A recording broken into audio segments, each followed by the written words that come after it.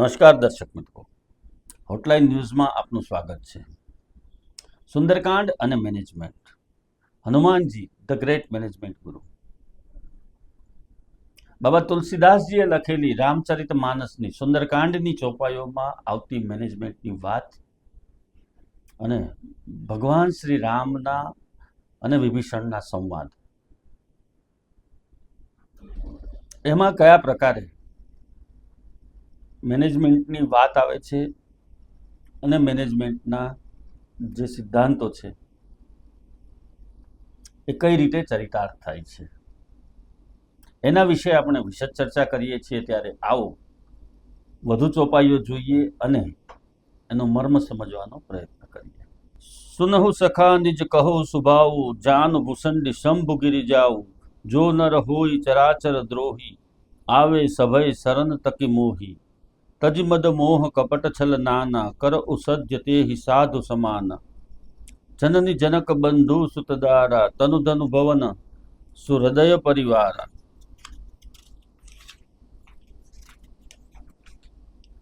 सबके ममता ताग बटोरी, मम पद मनहि बांध बर डोरी, समदर्शी ઈચ્છા કछु નાહી, હર્ષ શોક ભય નહીં મન માહી. એટલે કે ભગવાન શ્રી રામ વિભીષણને કહે છે કે મારા શરણમાં આવનાર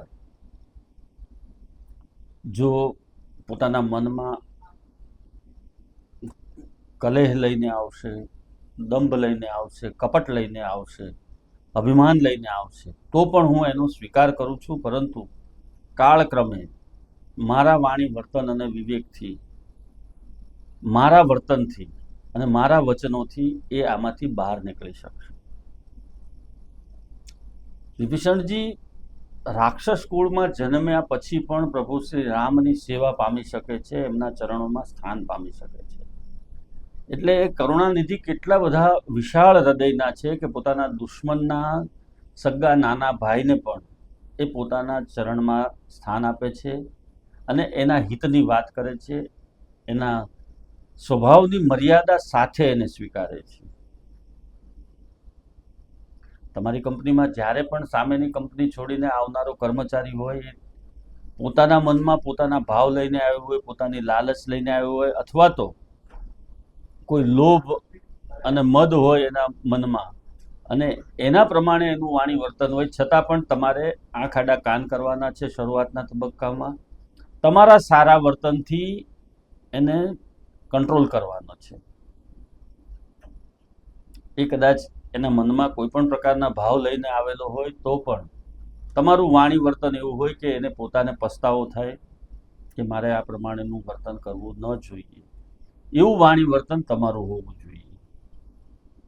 કંપનીઓની અંદર આ ખાસ જોવા મળે છે કે અમુક કર્મચારીઓની અમુક ભૂલો નજરઅંદાજ કરવામાં આવે છે, અને નજરઅંદાજ કરવા પાછળનું કારણ એટલું જ હોય છે માત્ર કે એની બીજી વિશેષતાઓ હોય છે, એ વિશેષતાઓને ધ્યાનમાં રાખી અને એના જે બાકીની જે ખામીઓ છે એનો સ્વીકાર કરવામાં આવે છે.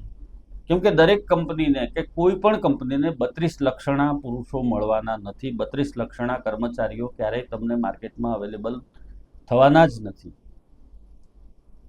એની તમામ મર્યાદાઓ સાથે એનો સ્વીકાર કરી અને એની ક્ષમતાનો મહત્તમ ઉપયોગ કરવો, એનું નામ જ મેનેજમેન્ટ.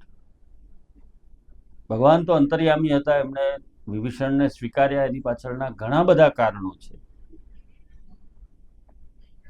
આવી જ રીતે તમારી કંપનીની અંદર તમે જ્યારે સામેની કંપનીના કર્મચારીને એની મર્યાદાઓ સાથે સ્વીકારો છો અને એ પોતે પણ જાણતા હોય છે કે એમની આ મર્યાદા છે, એ આટલા લેવલે કામ કર્યું નથી ક્યારેય અને એમને તક આપવામાં આવી છે, ત્યારે એ પોતે અંદરથી પણ જાણતા હોય છે, પરંતુ એને જે જવાબદારી સોંપવાની છે, જવાબદારી સોંપવાની જે વાત છે, એમાં વિવેક ભાન ન ભૂલાય એ જોવાની જવાબદારી બોસની છે. નિષ્ઠાવાન કર્મચારીઓ હંમેશા પોતાનું 100% આપીને કામ કરતા હોય છે, પોતાના તમામ પ્રયત્નો કરતા હોય છે,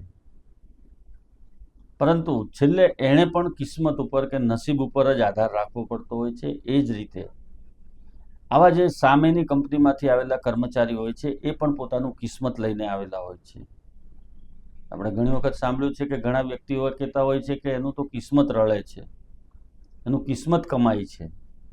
એ કિસ્મત શું છે? એ પ્રકૃતિ છે.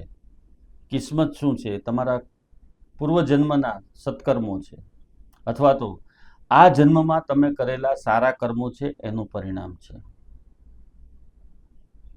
જ્યારે પણ હતાશા, નિરાશા કે કોઈ કામ સીધા ન પડતા હોય ત્યારે આ વસ્તુ ખાસ યાદ રાખવાની છે કે પૂર્વજન્મના અથવા તો આ જન્મના કોઈ એવા કર્મ છે કે જેને કારણે આ સ્થિતિનું સર્જન થયું છે, અને આ સ્થિતિમાંથી પણ બહાર આવવા માટે પ્રયત્નો કરવાના છે.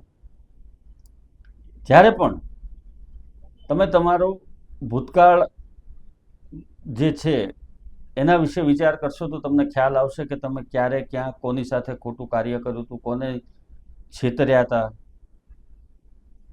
કયા મદમાં તમે રાચી રહ્યા છો, એ તમામ બાબતોની ખ્યાલ તમને તુરંત આવી જશે. વિશાળ હૃદય રાખી અને મેનેજમેન્ટ કરવું, એ જ વાત અહીંયા ભગવાન શ્રી રામના માધ્યમથી આપણે સમજી શકીએ. આવા પ્રકારના વિડીયો તમને જોવા ગમતા હોય તો હોટલાઇન ન્યૂઝ ચેનલને લાઇક, શેર અને સબસ્ક્રાઇબ કરો.